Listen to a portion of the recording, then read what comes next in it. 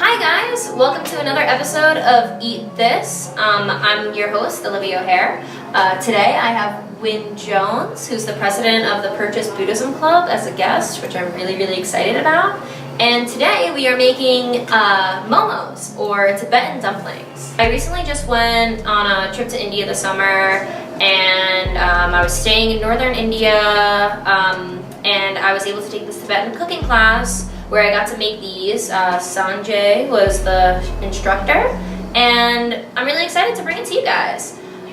So while I was there, I was learning a little bit more about Buddhism, and I decided to check out the Buddhism Club just to educate myself a little bit more. So I'm really excited to have Wynne on the show. Yay! Yeah. Okay, awesome.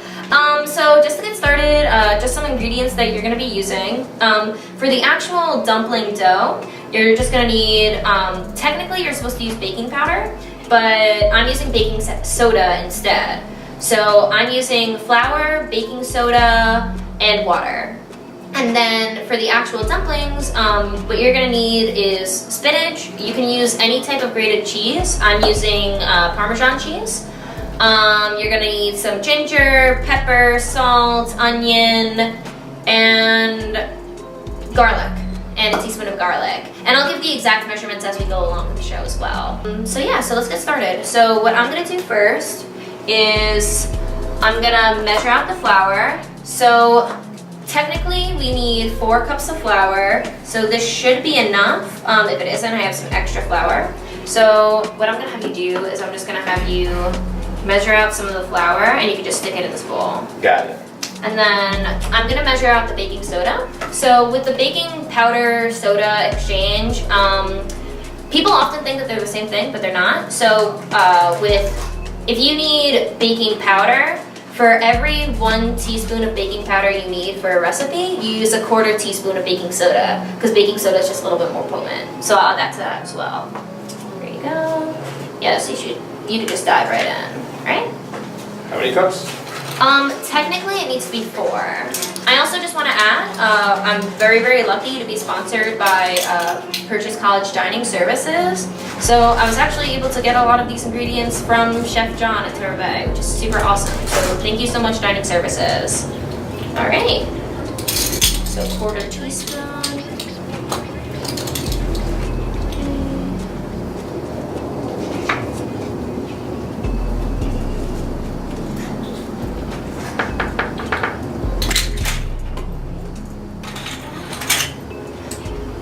So I actually just went to my first Intro to Buddhism meeting today, which was super cool. And this was a different Buddhism than what I had originally been taught. Do you want to just talk about the club a little bit? Yeah, we practice Nichiren Buddhism on the SGI Buddhism Club. SGI is actually a Japanese organization, and it means Soka Gakkai International, and Soka Gakkai means value creation. And what we strive to do this Buddhism is create value in every aspect of our lives throughout whatever we experience. That's awesome. Yeah. So I just went to the club today. Basically what we did was we started off with some chanting, which was really interesting. I didn't really have a lot of experience with that. But I felt very comfortable, because I feel like sometimes people don't feel comfortable in situations like that. I felt very comfortable being able to just chant. So we started off chanting, and then Wynne and Ryan? Yep. Ryan. Good names. Yes. They went over just the basics of the club, where it originates from, which was super interesting, just some ideals of that type of Buddhism. And then we watched a video about being Buddhist in America, which was also very interesting. And then we had some closing comments and questions, and I think it went very well. I'm excited to go next week. Yeah, it's pretty smooth. Okay, so all 4 cups are measured in that? Yep, we're good to go. Perfect. So this is the fun part. So I have 2 cups of water measured right here, and I'm just gonna add it slowly.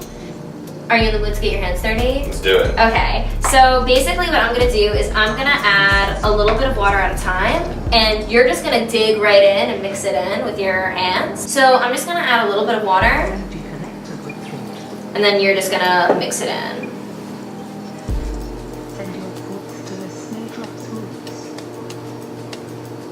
How am I doing? Perfect. And just let me know when you think it could add like a little bit more water. We can go with a little bit more. Okay. So how long have you been practicing this type of Buddhism? I'll just add the rest. Actually, it's been a little bit more than a year. So I started Mother's Day last year. Oh wow. I was introduced by my sister, who I kind of was completely turned off to all forms of spirituality. But she made a standing wager with me. I was really going through some personal struggles, and she bet me that she actually made a wager. She said this Buddhism would improve my life in the greatest way possible, and I had nothing to lose, so I took it. Oh, so it was a bet, but like you didn't have anything to lose? Actually, not to be morbid, I planned on joining the military to be an Army Ranger. Oh, wow. Not that there's anything wrong with that, but I was going to do it because I felt like it was my only option left in life. And one thing that not only everyone should believe, you know, we are the forgers of our own destiny. You know, we can do what we want to do, and you should never make an option out of desperation. Wow, that's really interesting. That's super awesome of your sister to get you into that. We're tight.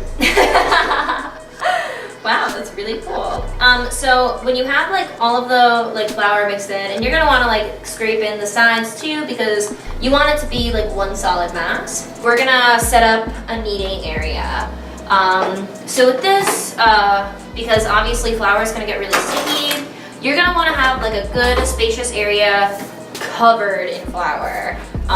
It's also very helpful if you cover your hands in flour while you're doing it, like dry flour, just so like you aren't sticking to the flour, because you just want to turn it into, like I said, one solid mass. And then, ooh, don't roll away. Okay.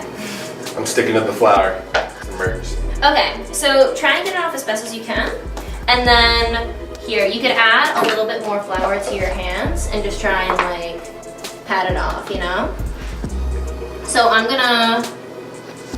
just gonna dust this out. So now what I'll do is I'm just gonna pat my hands down with flour. So yeah, just try and like get it off as much as you can. Like I said, I'll help you knead the dough as well. So we'll both be kneading the dough, so your hands are definitely gonna get a little bit doughy.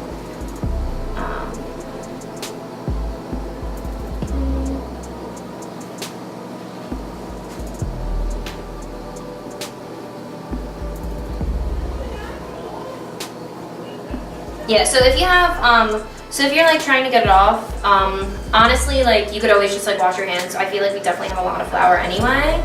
If you're just like not feeling like sitting there, like. I'll sit here. That's really cool. I'm having fun. Awesome, perfect. I'm glad. Okay. So yeah, so when you're kneading, you're gonna wanna like kind of like I said, get it into one solid mass. And get it so the dough sticks to itself. And then what you do is you push forward, flip over, and then you turn. I'm just gonna try and get it so it's like a little bit. Okay. And then I'll push some of this extra dough on the side too. All right, now we're cooking. All right, so it's one solid mass sticking to itself. I can feel it sticking to my fingers. And you're gonna wanna knead this for about 5 minutes. 5 minutes? Yeah, it takes a long time. You're supposed to do it for about 100 turns. And it doesn't have to be exactly 5 minutes. Basically, you just wanna get it so it's like one dry mass that like isn't sticking. Yeah. Okay.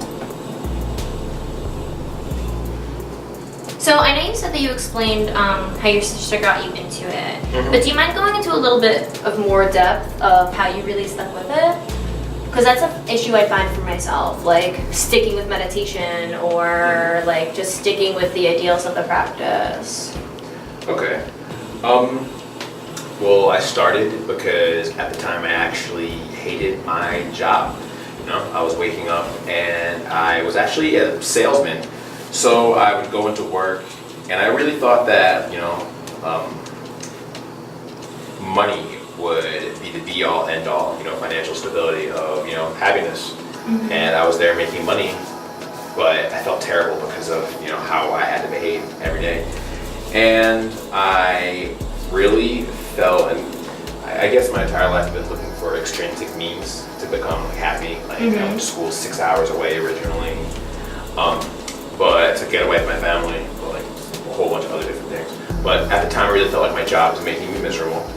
And I told my sister about how I was joining the army to get direction in my life. You know, I understood that it meant like I might have to kill people. I just really understood but I really thought the risks were worth the reward of what I would get. And it was Mother's Day in May when I first started practicing, but I actually stuck with it. The bet was that I would have the biggest breakthrough in my life before July 1st. And literally the day before July 1st, I like had some kind of... Wow. Do you want to try kneading for a bit? Yes. Okay, so you're definitely going to want to add a lot more flour to your hands because they look super sticky. So, like I said, what you do is you like use the heels of your hands to push forward. You fold it back in half, and then you turn it. So yeah, let's just trade places. And Tag in. All right. No high five? Do you think the like deadline or like having the pressure kind of affected that, or do you think it came naturally? Yeah, a very key concept to this Buddhism is the idea of oneness of oneself and one environment. I'm actually a science major here, and the matter that's made up of our bodies, like organic molecules, are made up of carbon and hydrogen. All the hydrogen in our bodies at one point came from, you know, stars. So since we come from this energy that we're actually made up of star matter, like the energy that makes up the universe itself, we have the ability to bring that power out in ourselves and, you know, channel that into our environment. So that's awesome. And it all feels like one solid mass, right? Like it's not like breaking apart or anything? Nope. Perfect. Solid and massy. Perfect. Okay, so what I'm gonna do is I'm gonna put a little bit of oil in this bowl, and then we're gonna let this like sit and rise a little bit in this bowl while we make the ingredients for the filling. Let's do it. All right. So I just want to talk a little bit about like I guess like my experience when I was like taking this class. So I have met some people there. I went to India by myself, and when I was there, my friend mentioned this class, and we took it. So Sanjay was a super, super interesting chef, and he was very, very helpful, very informative. But there are some ingredients that I like that are changed from the original recipe, so it's definitely not the original recipe like at all. And then one thing is that, so technically we used soya oil when we were cooking, but I can't find that like anywhere. And I remember he said that you could replace it with something else, but I took this class so long ago I don't remember it. So when I was looking online, they basically said that you could replace it with any oil. So right now I'm using pure vegetable oil, and we're going to be using this later on in the filling as well. Right? Done? We're good? We're good? Let it rise. Okay, so I'm just going to cover this in a little bit more flour just so it's not as sticky.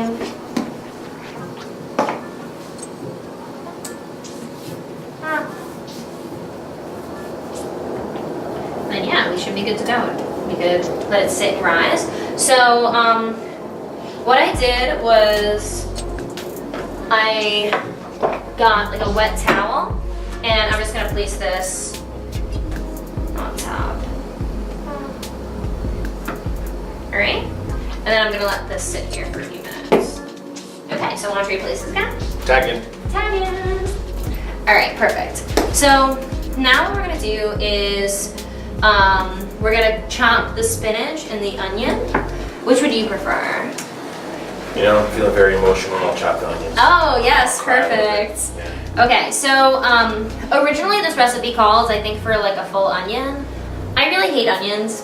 I know they're necessary for flavor sometimes, so I will add them when I'm cooking, but half the time when a recipe calls for a full onion, I use like a quarter of an onion, not even, and I really, really finely chop it just because like I think it's like the texture of onions are weird, you know? Like they're just gross to me. So So yeah, and then so we're gonna cut probably a quarter of an onion. I'm gonna chop like a quarter cup of spinach, and is this knife alright? Yep. Cool. Alright.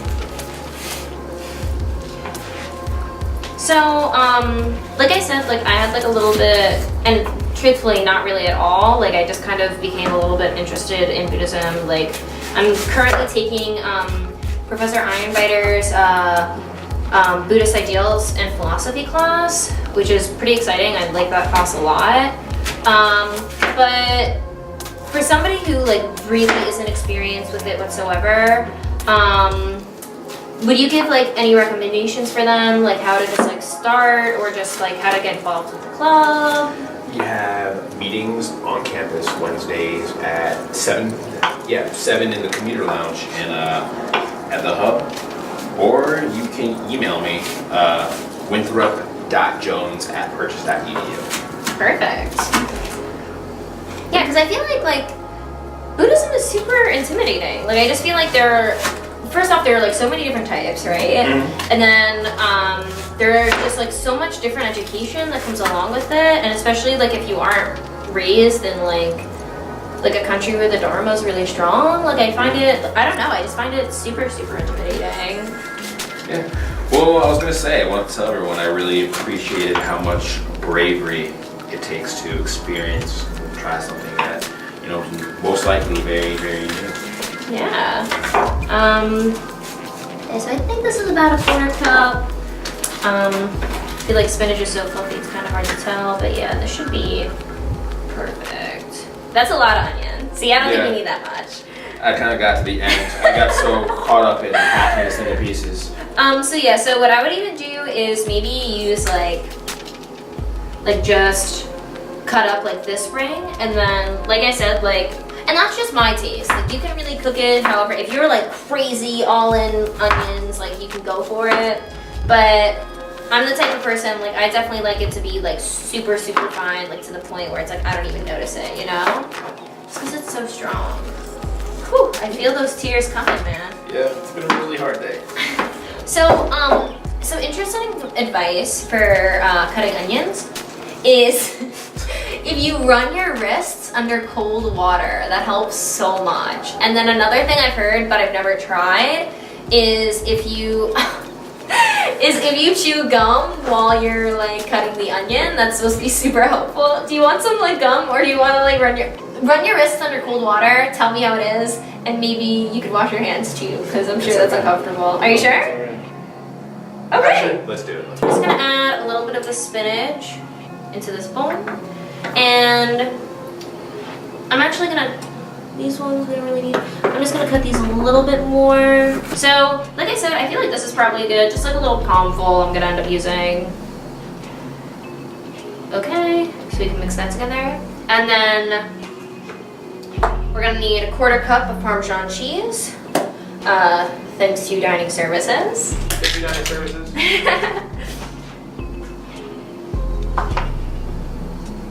Sure it's not flour? Nah, this is definitely cheesy. You can smell it a mile away. Alright? Yeah, and that's kind of something interesting about this recipe too, is that it says on the recipe sheet, like you could use any type of like grated cheese. And I couldn't remember for the life of me what cheese we used. So I kind of looked up like different dumplings like with different cheeses that like have spinach in it, and like Parmesan kept coming up, and it's a great, they said any grated cheese, so I'm assuming it's alright. Oh, that smells so good. Yes. Alright. Okay. And then we are gonna need a teaspoon of garlic. So I have some chopped up. That's a lot of garlic. They really they gave me so much food, and I really do appreciate it, but sometimes it's so funny because I'll be like, oh yeah, I need a teaspoon of garlic, and they give me like this whole thing. Ooh, that's pretty strong too. Oh yeah. Okay, teaspoon of garlic. And then a teaspoon of chopped ginger, which I like chopped and mashed a little bit before we started filming. I love ginger. Ginger's, unlike the type, I could eat ginger raw, it's really bad. I love like pickled ginger, like the type they give with sushi and stuff. So good. I tried ginger ice cream the other day. That sounds really interesting. Was it good? Really good. Wow. It was like creamy, but it was spicy. It was really. That sounds, but was it like sweet or no? It was really sweet. It had candy ginger pieces in it too. Oh, well, that sounds so good. So we have the ginger, the garlic, a teaspoon of salt. Oh, my hands are like kind of gross right now, so it's hard to get it. There we go. So a teaspoon of salt. You sure it's a teaspoon? Yeah, that seems like a lot. I made cookies once and I put in the wrong amount of salt. I thought it was like a quarter of a teaspoon, and I put a 1 teaspoon quarter of salt. Do you think we should just use half, just in case? Half teaspoon? Play it safe. Yeah, that's one thing, like, I've always been much more of a baker, and my reasoning for that is that, like, with baking, like, you always need flour, sugar, like, you just need the same ingredients, so I feel like I could make, like, any baking recipe with anything I have, right? Mm-hmm. But with cooking, it's like, you need, like for every recipe, it's like you need such different ingredients. So it's like, I feel like half the time it's like, okay, like I don't have the ingredients like immediately when I want them. But the thing I appreciate more about cooking as opposed to baking is because baking is like such an exact thing. Just because it has to like rise a certain way, it has to like work a certain way. Mm-hmm. Whereas cooking, it's like, you can just like throw in whatever and like just hope for the best, you know? Like I think that's a little bit nicer. And then 1/8 of a teaspoon of black pepper. So whenever anything says like 1/8 of anything, just like a pinch. I'll actually throw in a little bit more because I like pepper. And 4 tablespoons of oil. So, besides from the Buddhism Club, do you do anything else on campus? I live in the natural science building. Oh. I'm a biochemistry major. Oh, okay. That's cool. Yeah. I really appreciate what you said before about precise measurements and such. Yeah, because like I guess like once you get used to it with baking, it's fine, but yeah, like it's like so specific sometimes. This is 3, right? Mm-hmm. Thank you. And then 4. All right. So I'm like the type of person when it comes to just like mixing stuff, like a lot of times I just kind of use my hands, or I just use whatever's like readily available to me. So I mix with like measuring spoons and stuff, like.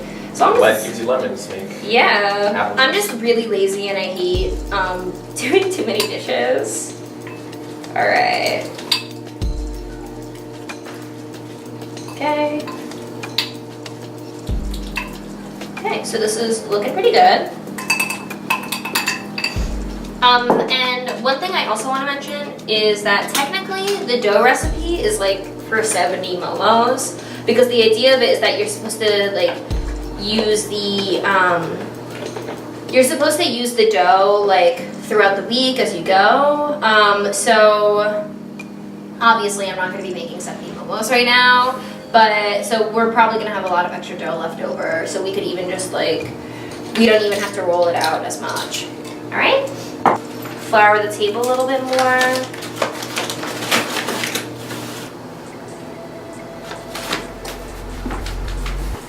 Okay, and the dough should be ready. So I'm gonna pop this up. Oh yeah, that's perfect.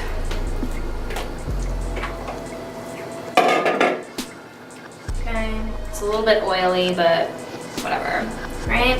So I'm just gonna flour it a little bit more.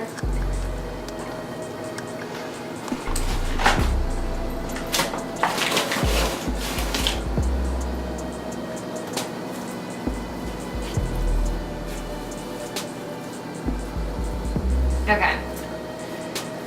So now with this, what you're gonna do is you roll the dough out and you want it to become like, I'm actually just gonna like rip half this dough because we aren't really gonna be needing it.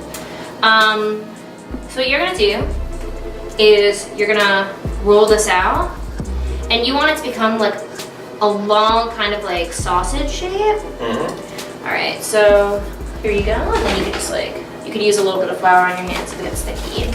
So yeah, like it should be like maybe a little bit thicker than your finger. Just the whole like rollout thing.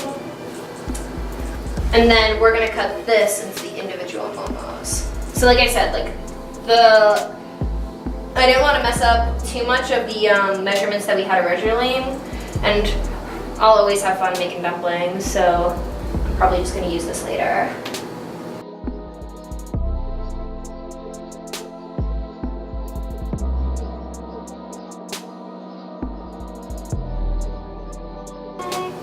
So I think that's pretty good, thick enough, right? Okay, so now what you do is, we're gonna cut the measurements. You wanna cut it like to your knuckle. So like measure it so it's like half a finger length, and then you can like mark it here and then like cut. So I'm just gonna cut this one right here, half a finger, put it right here. And like I said, like these measurements don't need to be like exact. The dough is pretty thick, and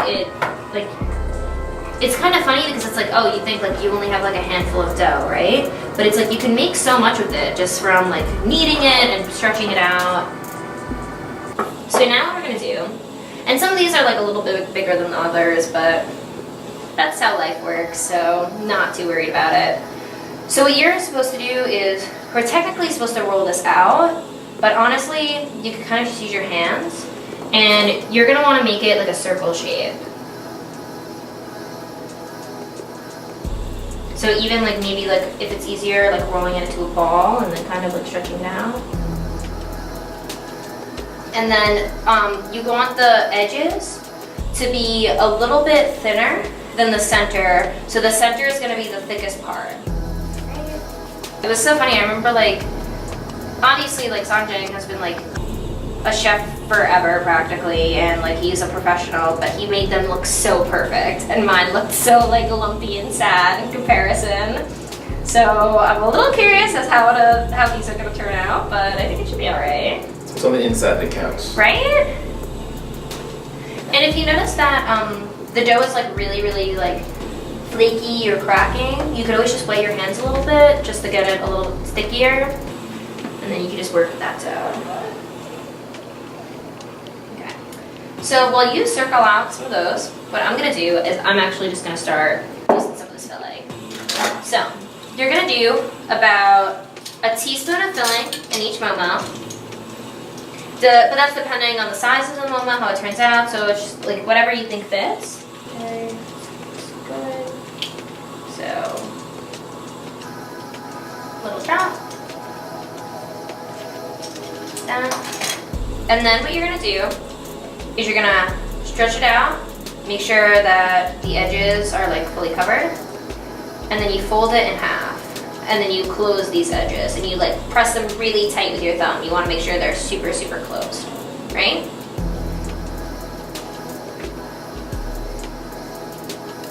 And then there are a few different styles on how to actually like close the ends of the momos.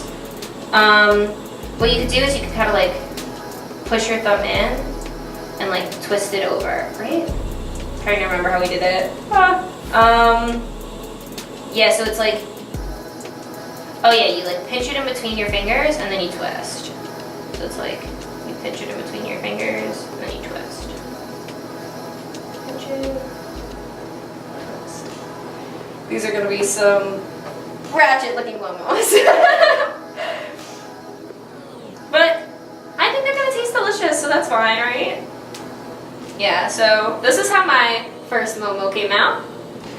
It's a little shaky, but I think it's alright. I feel as long as the edges are closed, you're good. Right? Oh man, this is so like, okay, here we go. So do you want to try one? What? Full Yeah. momo? Okay. I was so focused on this. I'm just in the zone, making Okay. circles. So,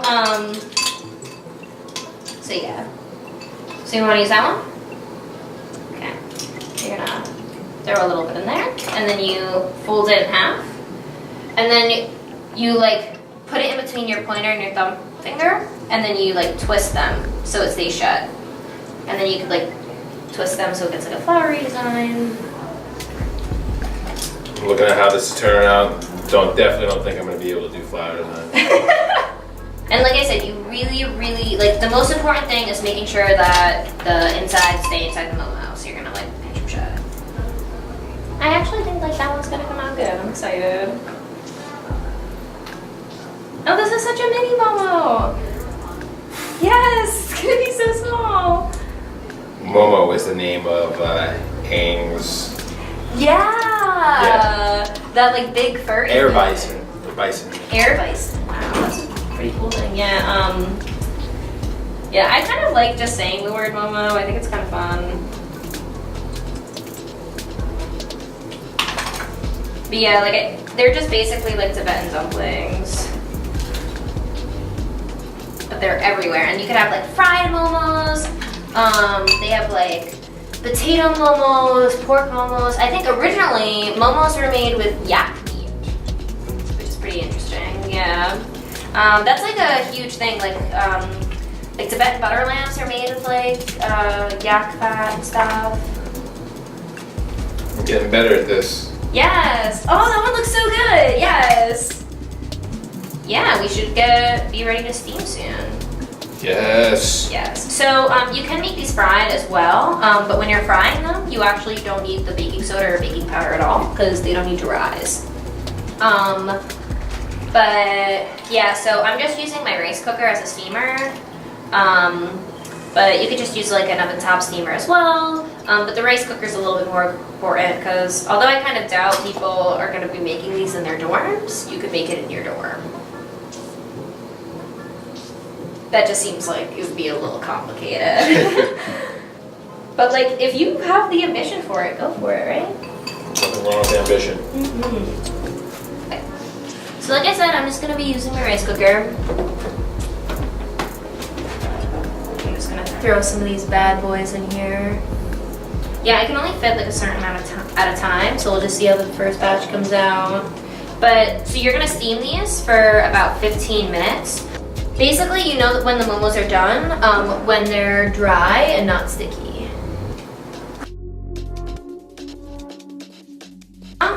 And we're cooking. So we'll take a quick short break, clean up a little bit, and get prepared to eat. Cool. All right, so the first batch of momos are done. Now it's time to eat. So basically, we just steamed them. You also have the option of frying them, like I said before. And typically, traditionally, momos are served with like a red chili sauce. But we didn't make that today, so you can just have it like with some soy sauce or just have it plain if you like. All right, so let's again. I'm just gonna grab this little piece.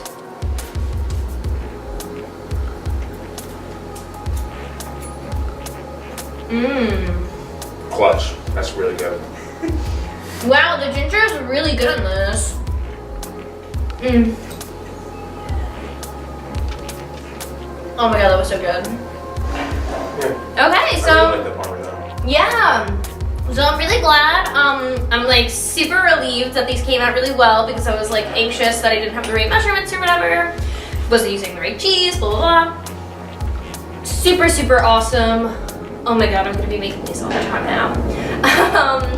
I think the ginger really brings out a lot of flavor in it, which is super awesome. The Parmesan cheese was a great cheese choice. Like I said before, I like the fact that we didn't use too much onions. So yeah, I guess like thank you guys so much for watching Eat This. I'm Olivia O'Haire, your host. Thank you so much, Win, for being on the show. I'm really excited. Check out the Buddhism Club. Meets every Wednesday, 7 o'clock in the Commuters Lounge. And I also want to thank Dining Services again. It's super awesome that you guys sponsor the show and keep it running, and it makes my day. Alright, so continue watching us on PTV, check out the Buddhism Club, and if you want to be on the show, if you have a club to promote or an event to promote, hit me up on Facebook. I'm Olivia Grace O'Haire, or you can email me at olivia.o'haire, OHAIRE, @purchase.edu. Thanks, guys! Bye.